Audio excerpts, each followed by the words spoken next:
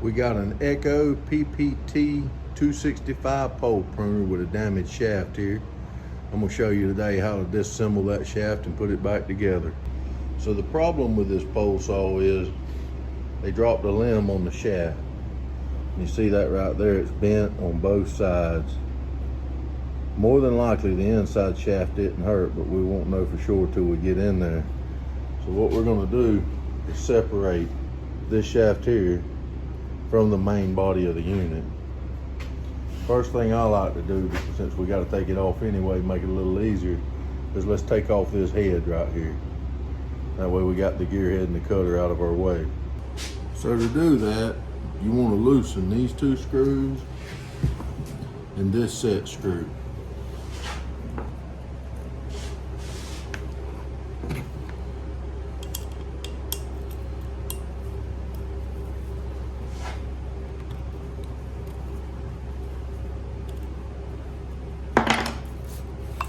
And that should just slide out of the way.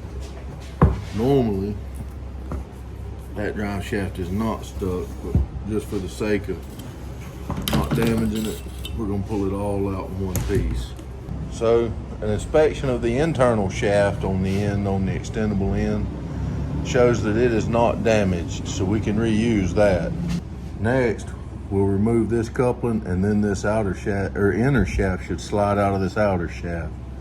We're going to loosen these two screws.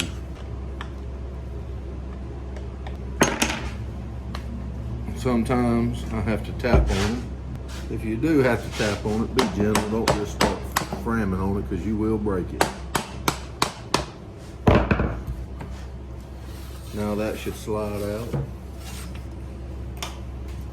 That's your internal spline.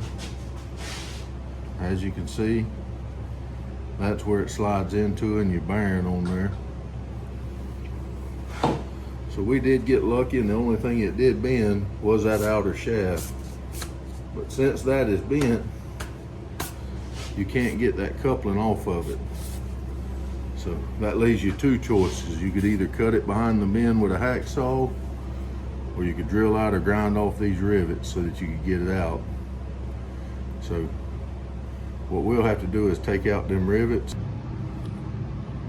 I personally am going to use a drill press just because I have that, but you could use a hand drill or a grinder. Just be careful, but I'm going to grind out these two rivets and then our stop rivet that keeps us from pulling out. Keep in mind we're only doing that to get this off.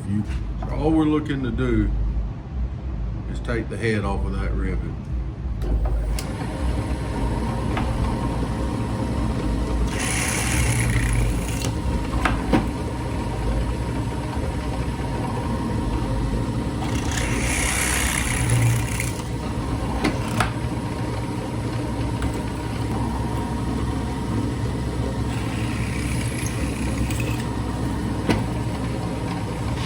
Now, with all the rivets out, that should pull off. Now we should be able to slide this off the end. We'll be reusing that. It's like the only piece we'll need for the repair is this outer shaft tube. This is our new replacement piece with no bends in it. Now, when you order this is a bearing that's in this end. I strongly suggest to make sure that you replace that when you replace this shaft. Now, the one I have here, it came with it, so I don't need to order one. This particular shaft came from Echo Direct. It came with it already installed. If you're not ordering yours for Echo, I strongly suggest that you look and make sure that wherever you're getting yours from, that it includes that, and if not, go ahead and buy it. While you're here, you need to change that. You'll notice on this end of this new shaft, there's a hole. That hole needs to be facing down when you slide it in to that assembly on this. Reason for that is that hole right there is what that set screw goes into. So make sure when you slide it all together that is down. At this point, I like to go ahead and put my coupler back on my shaft, remembering that we have this hole that needs to go down. So we'll remember that when we took this off, our bolts were down. So if you look, you can see 2 grooves on this side. Those correlate with the 2 raised ridges. So you want to make sure that when you put it together, that those are lined up.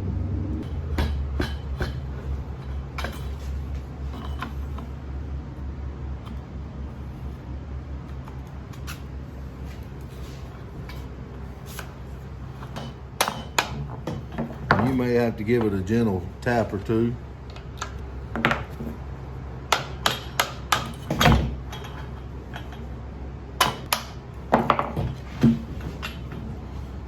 And that gets it over that rivet.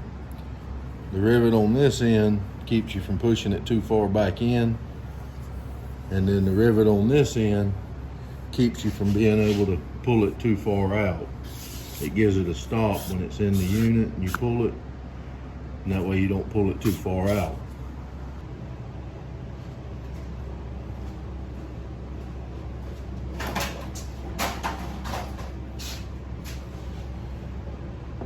Now what we want to do is line this spline up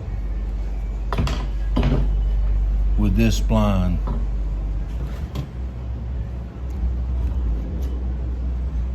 Once you get that started, when you push it home, you want to pay attention to this ridge and that hole that we discussed on the end that the head of set screw will go in, and make sure that they're facing the right way.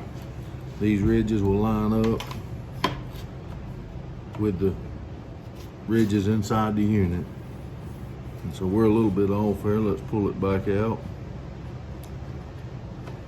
You should not have to force it when everything's lined up. It should slide right in. Give it a few taps.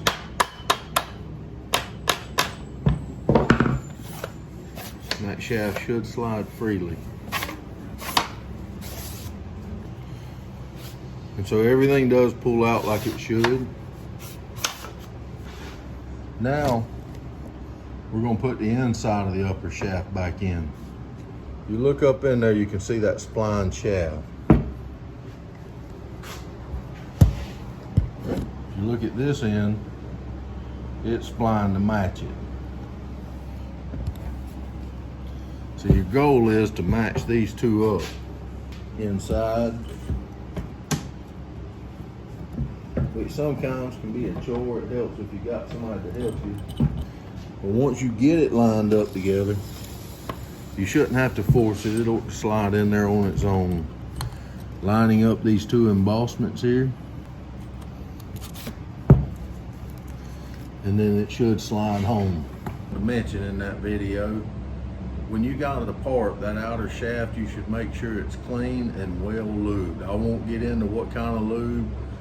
You know, I'd suggest look up and see what the manufacturer recommends. Everybody uses something different. I didn't check this one because I'd actually just put a shaft in it and they dropped the tree on it and broke it, so I knew it was a lube. Now I would suggest at this point, taking out that set screw so that you can visually look down in that hole. If you're not lined up with that hole, then you're not all the way on. Sometimes I can move the chain and get it. Now if you should, I don't know how well you can see that, but that hole's lined up. Put your set screw back in. And it should pretty much screw in without resistance. If you have a whole lot of resistance, you probably don't have something lined up. Stop, go back and look, because you definitely don't want to strip that out. Then we'll snug these two back down.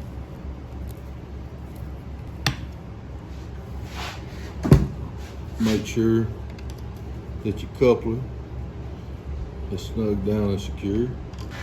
Now if we've done everything right, when we fire this up, we ought to be able to get chain turn, we ought to be able to slide it in and out and the chain still turn. So let's see how that works.